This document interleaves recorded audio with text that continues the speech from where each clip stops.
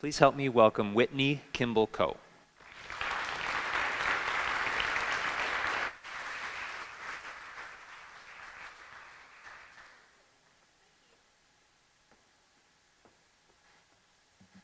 Oh, I am so glad to be here. I'm very, very excited. And it's true, Joe called me and I was like, I remember Joe Bartman, man. I think the last time we talked was maybe 2009, and I was here in, I feel like that's when it was, I was here in Sioux Falls for the Midwest Rural Assembly. And I stayed at the Sheridan in Sioux Falls, and we did it at that convention center there, and I think that's actually where I'm staying again tonight, so it's like full circle. It feels really good to be here. It also feels great to be here because I just got here from the Aspen Big Ideas Festival, which is happening right now in Aspen, Colorado. I could never afford to go to that festival, let me just say, and they sponsor their speakers, so that's how I got to go. And I haven't really processed the event yet with anyone. I mean, I've been silent on a plane, so I want to process it with you for just a moment because I think it revealed to me some of the most wonderful things about being a rural person and living in rural America.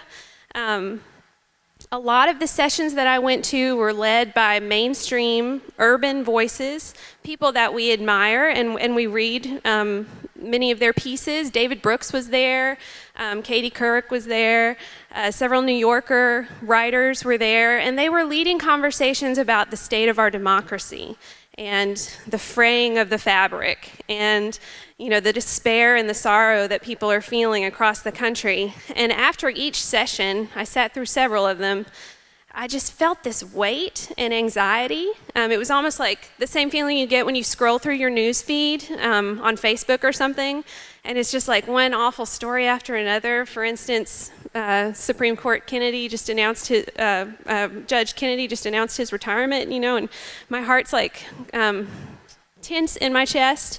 Then it was time for my panel, and my panel was called Rural by Choice. I didn't pick that name, and I'm not sure exactly what I think about that either, but it certainly is for me a choice to stay in rural, to be committed to my hometown. So it was a panel of 3 folks who kind of represent that narrative. It was myself, I'm from Athens, Tennessee, Appalachia. It was Tim Lampkin, who is from the Mississippi Delta, and Brian Depew, whom maybe some of you know. He's from the Center for Rural Affairs out in Nebraska, and we were moderated by a really kind man named James Fallows, who writes for The Atlantic, and he just wrote a book called Small Towns. Anyway, our conversation was about all the hopeful things that we see happening in our communities and how relationship and connection and joy are pervasive among our neighbors and our friends and our family, and that we have a reason for being where we are today. And after the session, a woman actually came up to me with tears in her eyes and she said, "Thank you so much. I've been feeling so anxious all week, and this was the most hopeful panel." So I just share all that with you because I'm still processing, but I think that there's a reason that we brought hope to that space. So thank you for listening to that. Let me introduce myself one more time. I'm Whitney Kimball Coe, and I work for the Center for Rural Strategies. Rural Strategies is a small nonprofit. It's based in the Kentucky coal fields of Whitesburg, Kentucky. I actually live and work in my hometown of Athens, Tennessee. I've worked for Rural Strategies for 10 years, and they finally said, yes, you can work wherever you want, as long as there's broadband. And we finally got broadband in Athens, Tennessee. So I'm able to work from home and be a part of my community, which is what I've been after for many, many years. I started as a young child being part of a family that showed me how you participate constantly, how you're constantly showing up, whether it's at church 4 days a week, or at the Arts Center to volunteer, or for Habitat for Humanity, or city council meetings, school PTA meetings. It was just all about participation and showing up. So I got into a rhythm of that as a child, and maybe you all are familiar with that same rhythm if you're a rural person. But then I really think that I had this idea that the linear path was you do all that and then you go off somewhere else, probably to a bigger city, definitely to a place with more opportunity, definitely to a place where you're going to make more money and find yourself and your talent. And I went off to Charlotte, North Carolina, where I went to Queens College, and I ended up majoring in religion and philosophy, which will get you everywhere and nowhere at the exact same time. And as I was going through that program, I started to feel a lot of loneliness and isolation and a desire to reconnect with the people that I love the most and the way of life that had really shaped me. So about halfway through school, I decided that was where I wanted to go home to. I wanted to come back to Athens. And I was able to do that. At the end of my time at Queens College, Queens University now, my advisor gave me a framed picture of this lyric from Sweet Honey in the Rock. I don't know if anybody knows that a cappella group. It's a wonderful group. If in moving through your life you find yourself lost, go back to the last place you knew who you were and what you were doing and start from there. And for me, that is rural. That's my rural life. That is the practice that I started to develop as a young child, and it was what I was missing in my experience in Charlotte, North Carolina. I couldn't go straight back to Athens. We didn't have the kind of broadband that at that point that you would need to have a professional career, the kind of professional career that I wanted. So I had to move on to another urban space, and my loneliness grew, and my sense that I was becoming more of a consumer than a creator also grew. Because, right, everybody matters in a small town, and you wear so many hats. And I was lacking that purpose, I think. Let's see if I can change that.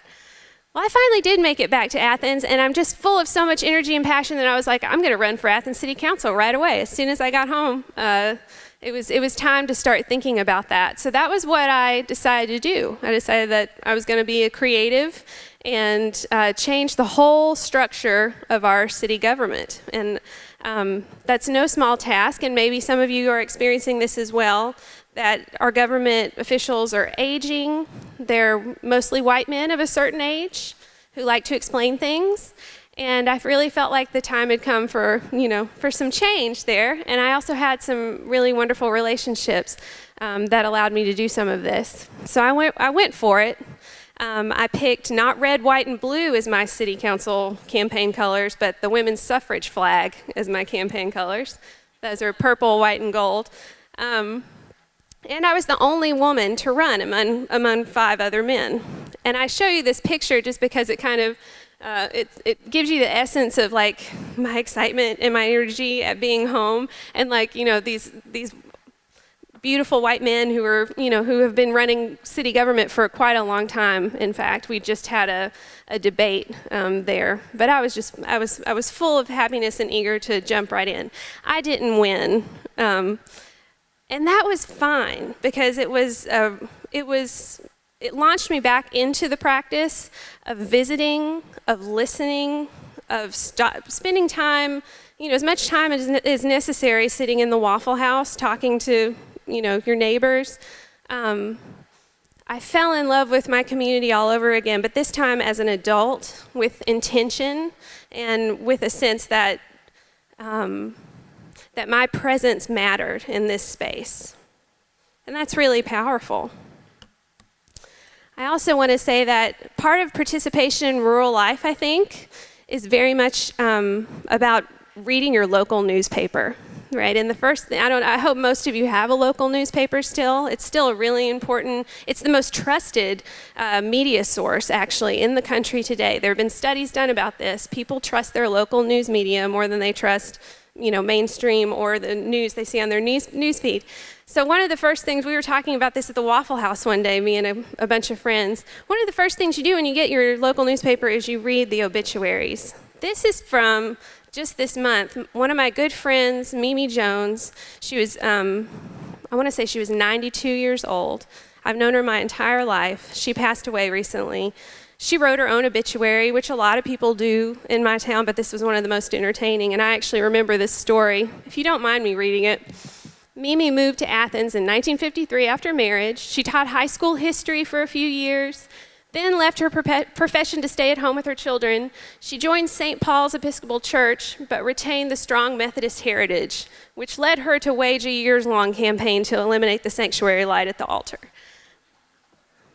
I love knowing that everyone who read that obituary knows exactly what she's talking about. This light, this sanctuary light at the altar, was a huge deal at St. Paul's Episcopal Church, and because we're all connected to Mimi, she was such a pleasant, eccentric person.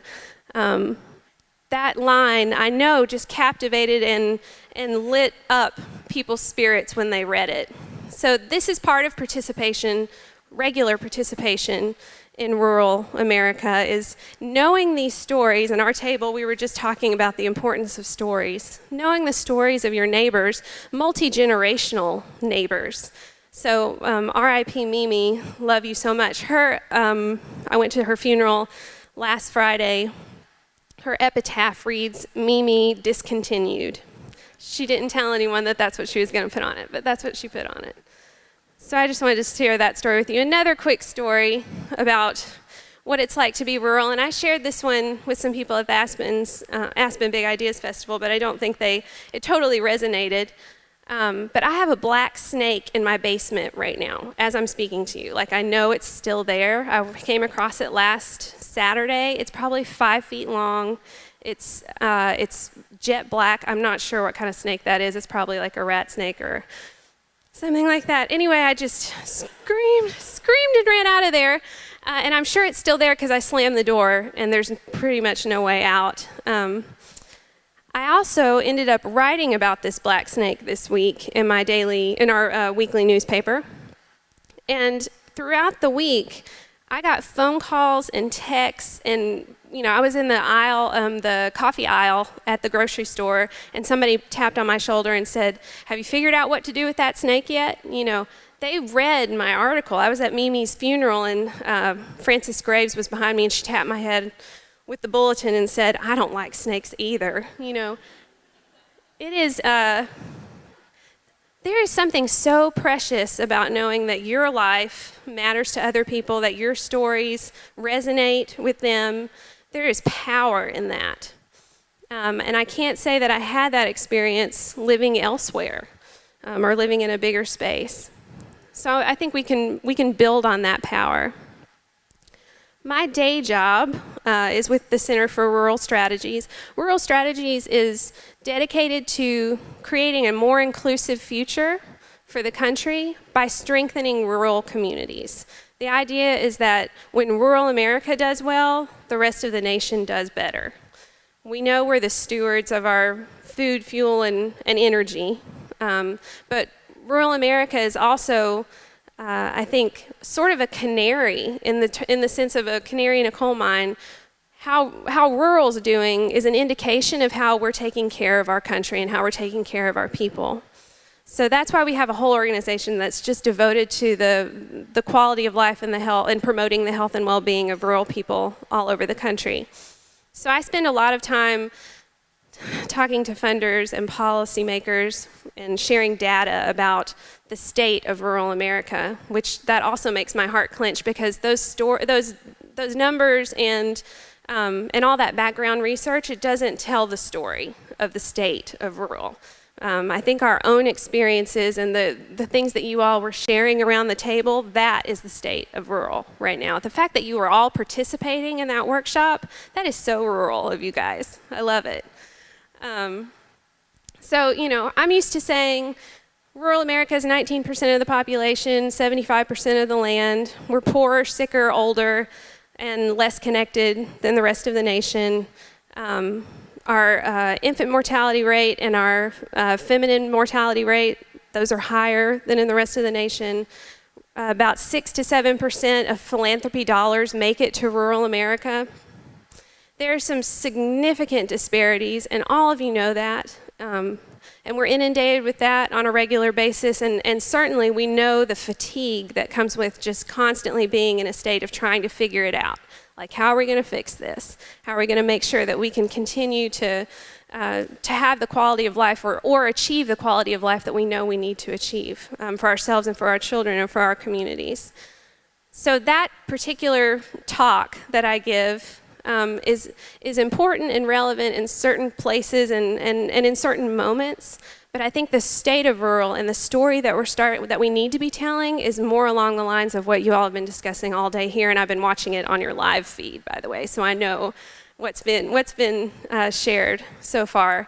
It's a story about being creative. It's a story about showing up and participating. It's a story about diversity. By the way, did you know that rural America is only 14% less diverse than the rest of the country? So all the issues that big cities are having in trying to figure out how to integrate with and collaborate with new cultures, new people, rural communities are doing that as well. And in many cases, they're doing it better because we're already really skilled at sitting and talking and visiting and listening and learning one another's stories. So we've got those tools. One of the things that I wanted to say loud and clear at the Aspen Big Ideas Festival was that rural communities have something to teach the rest of the world about how to listen and how to tell stories and how to be in relationship. It's in our DNA. We know how to do it. So that's a serious source of power that is overlooked when all these statistics about rural disparities crop up. So I felt like I needed to say a word about that. Back to Athens. I feel like Athens is one of those communities that could either like explode and do really well in the next 20 years, or it could just sit on its laurels and maintain the status quo, which will not get us very far. Currently, all of our county commissioners are white men over the age of 65. Our city council is the same makeup. Our schools are antiquated and we probably need to start from scratch and build something new for our children. We are 35% manufacturing in terms of employment. So that tells me that we have some big hurdles and we need to confront some change and take risks and be courageous about it. But I share this photo with you because there is a pretty broad cohort of people who are thinking about this creatively and with vision and with vigor and energy. It's not just me. This group right here represents Main Street Athens, the Arts Center, the Chamber of Commerce, the nonprofit sector, and we've partnered with a number of businesses and community banks around Athens to work on a visioning process that, just getting everyone to the table to talk about what do we want our community to look like in 20 years? What would a successful community look like 20 years from now? If you can't say exactly what you want, then you're not going to get there. We sometimes get, I think, in that circular talking about how awful things are or how the challenges are so big, or if we just had broadband, that would solve everything, which we know, of course, is not true. So how do we pull people together to talk about what we'd like to see in 20 years? And I love what somebody said to me the other day. I'll know that we've succeeded if my kids come home and want to live next door to me, or even if they don't, they could still see themselves living in this community. I'll know we succeeded if the makeup of our leadership looks different in terms of color, as long as there are more women represented there. I'll know we've succeeded if we have a thriving local business sector in our community. I mean, those are three very tangible things to name. So then what do we do to get there is the question. And this group is called our Thriving Team. And we've been working for about 9 months to develop this vision. And we found partnerships, not only within, but with regional foundations outside of us. So right around us is a foundation called the Lyndhurst Foundation. They're out of Hamilton County, Chattanooga area, and they're a regional funder. And I don't know about you all, but I find that regional and local funders, local community foundations or regional foundations tend to have a better sense of what the community's needs are. They're also more flexible, more interested in having conversations that are meaningful on a one-on-one basis. And that's what we found with Lyndhurst Foundation. So they're helping us get through this project together. And on the other end, we're hoping there's going to be a big grant. And even if there's not, I just got to say, we're so much further in these 9 months than we were when I had moved back to Athens and run for city council. Another part of my job is working or coordinating the National Rural Assembly. It's been around for about 10 years as well. It was a project of the Kellogg Foundation. And then, around the time that most foundations started to kind of look to the cities for solutions, Rural Strategies asked if we could do the Rural Assembly, just handle the Rural Assembly. And so we've been doing that for a while now.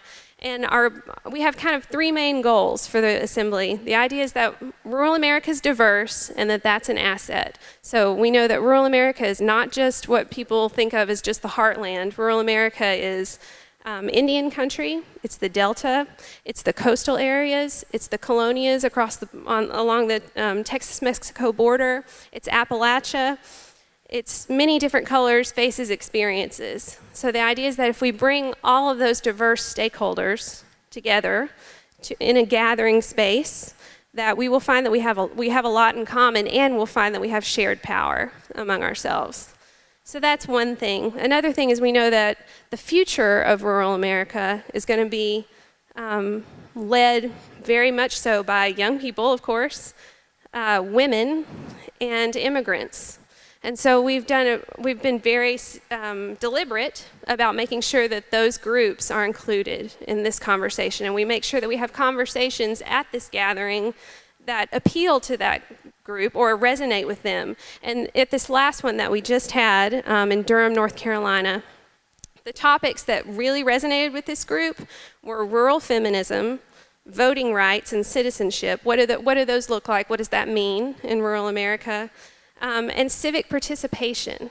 So usually, people want to talk about healthcare access, broadband, quality in education, maybe climate change, and our natural resources and investment. And those are all really important topics, but I was very surprised that when we put this agenda together, that the intersection of leaders, they wanted to talk about those particular things. Those were the things that had risen to the top for them. So feminism, voting, and civic participation and citizenship. So you can put those into a basket. So we had some really powerful discussions about that. We also ended up having a really important discussion between civil rights activist Ruby Sales and public theologian, public thought leader, Reverend Jen Bailey. This is something we've never done at the Rural Assembly either. People are really wanting to talk about the role of secular and faith-based spirituality in how it brings us together. And so they helped lead that conversation for us, and there were some really powerful moments in that gathering. You can watch all of these videos and engage with this content at ruralassembly.org, and all are welcome to participate and attend these meetings. The theme for this gathering this year was building civic courage, with the idea that we are in a moment where we're all going to have to take some risks and put ourselves on the line, and that the idea too is that rural Americans know how to do that we show up anyway. We know how to show up. I think I'm going to close with this lesson that somebody taught me not too long ago. It comes from my belief that so much of the work that we do can become a rhythm, and it can become a practice. It can become something that grounds us in why we show up every day. So I love this quote: "Find your practice and practice it. Find your teaching and follow it. Find your community and join it." And as I think it's St. Teresa of Avila who said, "Let us not build towers without foundations." And that's what's on us right now. I think we're going back to the ground and remembering why we love the work we do, why we keep showing up. I know we're tired. I know we're tired of figuring it out. We're gonna figure it out if we keep showing up. That's what I truly believe. Thank you all for listening.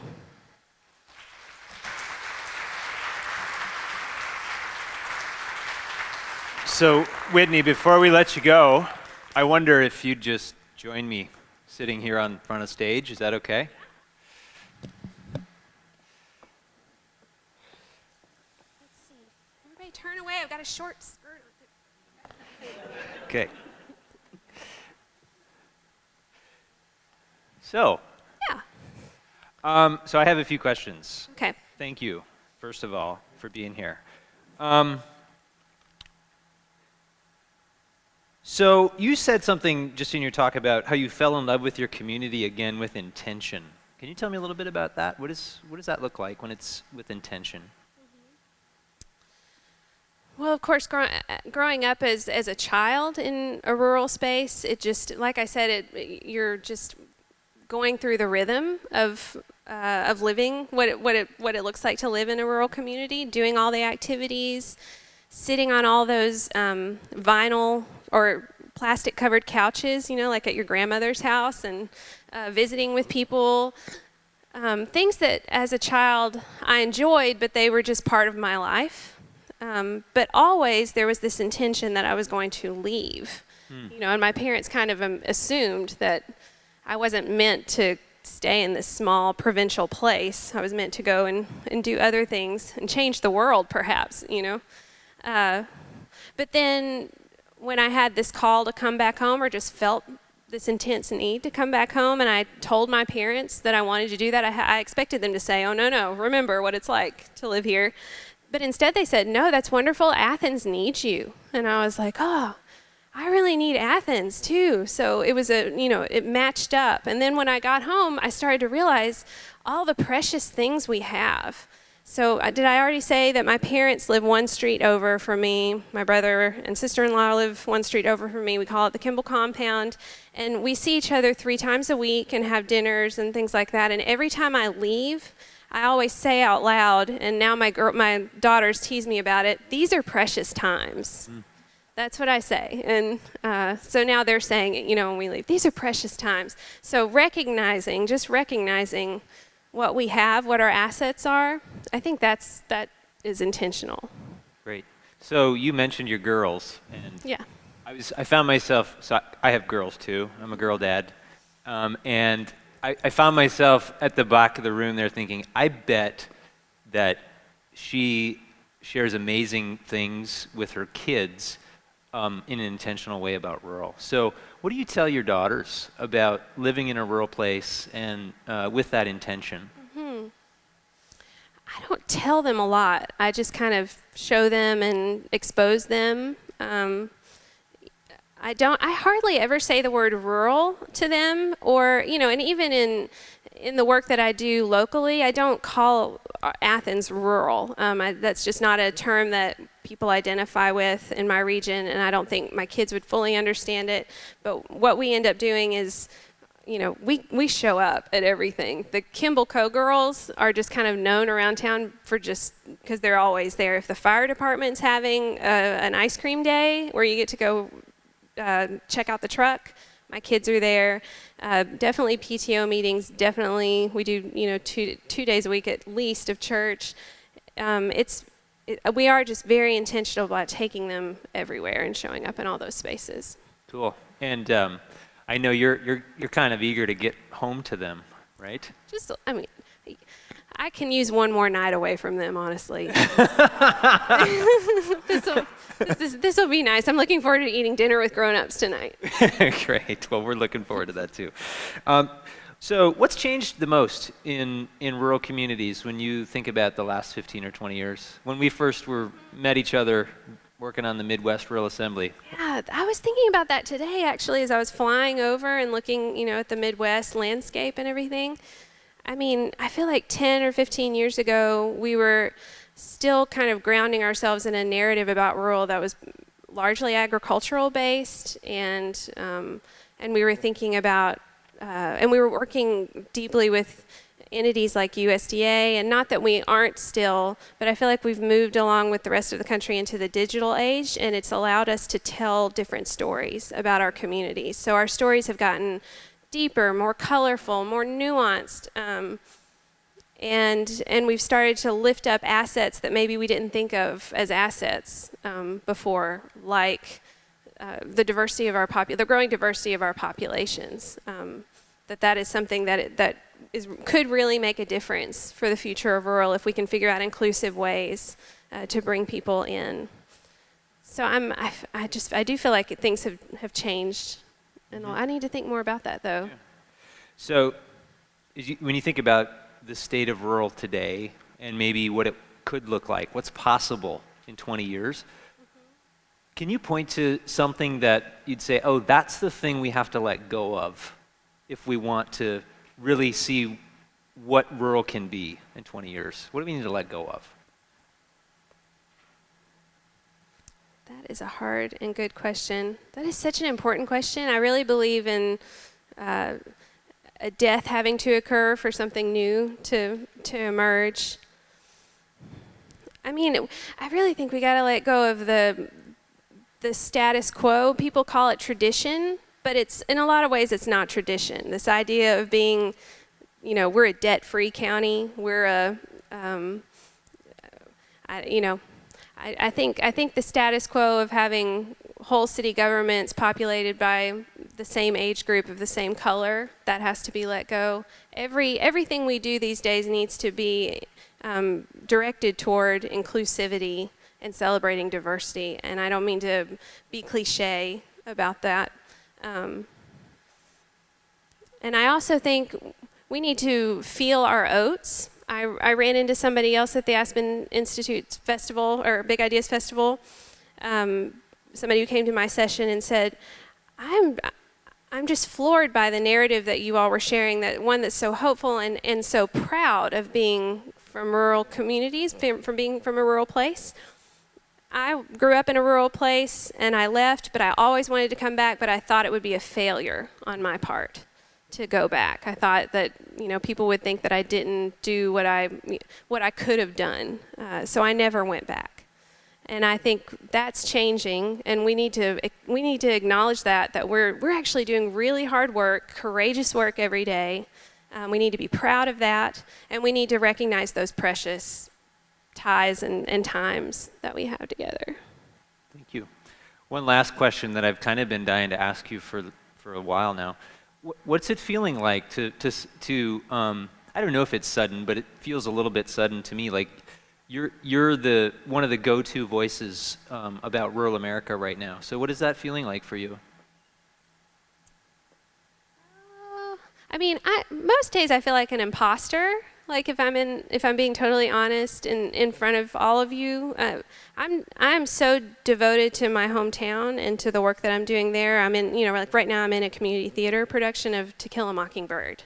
And that is, partly at the forefront of my mind, and I'm just blown away that anybody thinks that that's important, and they ask me to come speak at these things. And then, as I start to talk, I realize we all know what this feels like, to be really connected, and that is so, and being able to share that experience and the feeling of being connected with large groups of people is a gift and a privilege that I'm so grateful for. It's made me more intentional. It's made me recognize the privilege of my life, the moment.